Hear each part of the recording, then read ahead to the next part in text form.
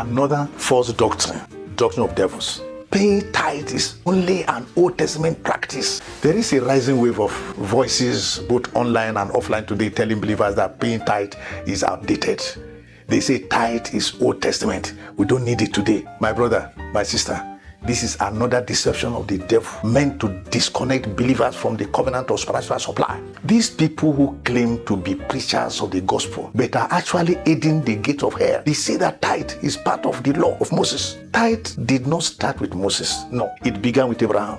In fact, it was there before Abraham, the father of faith. Genesis chapter 14. Abraham paid tithe hundreds of years before the law came. Even then, tithe is not a law. It is a covenant pattern of honor and worship of Yahweh. In Leviticus chapter 27 and verse 30, the Bible calls tithe holy unto the Lord.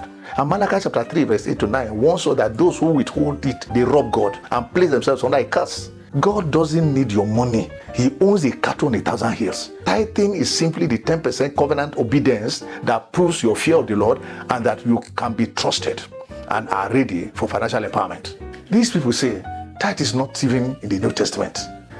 That's false. They do not read their Bible enough. Jesus himself said people ought to pay tithes. Are you surprised? He said, "This ought ye to have done," when he was commending those who paid the tithe faithfully in Matthew chapter 23 verse 23. Check it up. Hebrews chapter 7 teaches us that Jesus, our high priest, after the order of Melchizedek, is the one that receives our tithe in the spiritual realm, though human beings collect them here from us physically. So beware of false preachers and false teachers who go about preaching what people with itchy ears want to hear. Tithing breaks the cycle of poverty. It opens the windows of heaven for abundant blessing. Tithe is what preserves our investment against the devourer and releases the virtue of financial favor. It makes funds available to run the ministry and kingdom projects. Check Malachi chapter 3, read it from verse 10 to verse 12. That's the summary. When you don't tithe, God has nothing to lose, but your 100% remains ordinary. However, when you honor God with your 10%, He empowers your 90% supernaturally to do what that 100% cannot do.